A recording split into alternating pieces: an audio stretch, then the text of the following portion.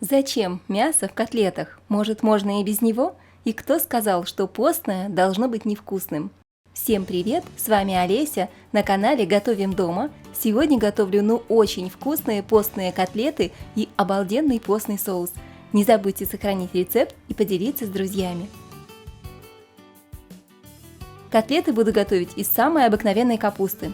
Капусту крупно нарезаю, кладу в кастрюлю и заливаю водой. Довожу до кипения под крышкой. Воду подсаливаю и добавляю лавровый листик. Варю капусту примерно 8-10 минут. Слишком сильно разваривать не нужно, капуста получается как на голубцы.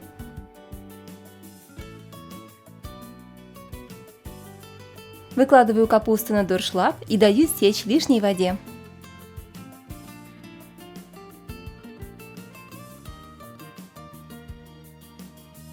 Измельчаю в блендере. Можно также измельчить капусту при помощи мясорубки или погружного блендера.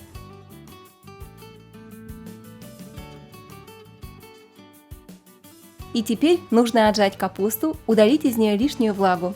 Это нужно для того, чтобы котлеты хорошо держали форму и не пришлось добавлять слишком много манки или муки. Отжимаю капусту достаточно хорошо, но не до последней капли. Вот столько жидкости стекло с капусты. Кладу капусту в миску. Измельчаю луковицу.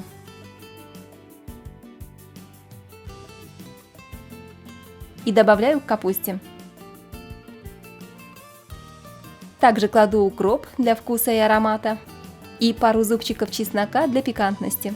И теперь, как и положено любым котлетам, неважно постные они или нет, добавляю специи. Специи могут быть любыми, на ваш вкус. У меня немного паприки и сушеные травы. А вы можете добавить любую приправу для рыбы, мяса или овощей. Добавляю полстакана манной крупы и 2 столовых ложки муки. И, конечно же, соль и перец по вкусу.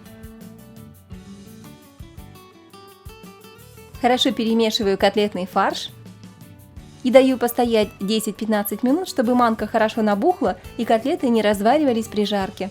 А пока настаивается фарш, готовлю грибной соус. Луковицу мелко нарезаю.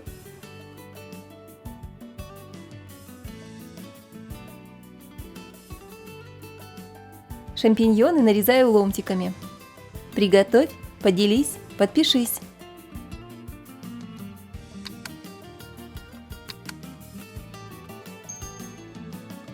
В сковороде разогреваю растительное масло и обжариваю лук пару минут до мягкости. Добавляю шампиньоны, у меня здесь 400 грамм. Немного солю грибочки и обжариваю примерно 7-8 минут. В процессе жарки из грибов выделится жидкость, это грибной сок. Добавляю столовую ложку муки. Хорошо перемешиваю.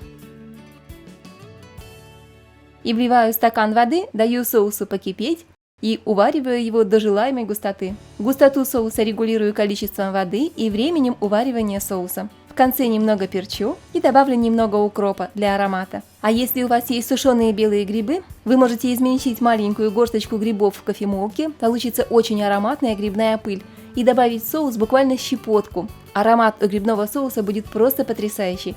А у меня, к сожалению, сломалась кофемолка, не успела починить, поэтому мой постный соус будет исключительно шампиньоновый. Но отсутствие аромата лесных грибов не мешает ему быть потрясающе вкусным.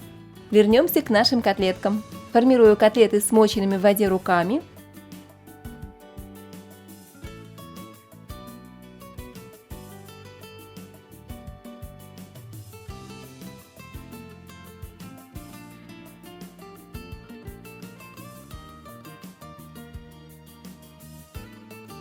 И обваливаю в панировочных сухарях.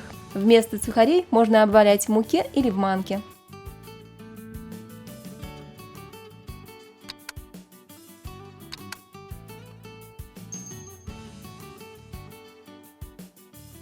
Готово.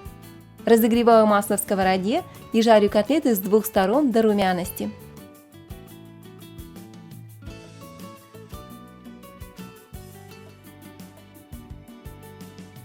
Переворачиваю аккуратно, так как котлетки очень нежные.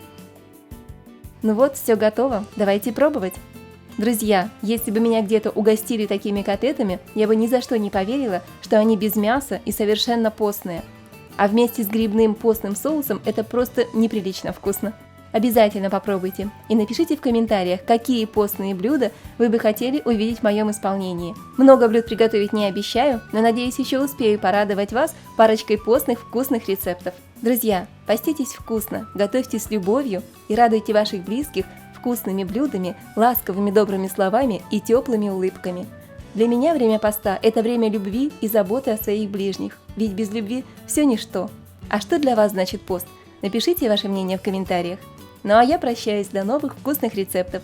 Подписывайтесь на канал, не забывайте ставить лайки и делитесь рецептом с друзьями. С вами была Олеся на канале Готовим дома. Скоро увидимся!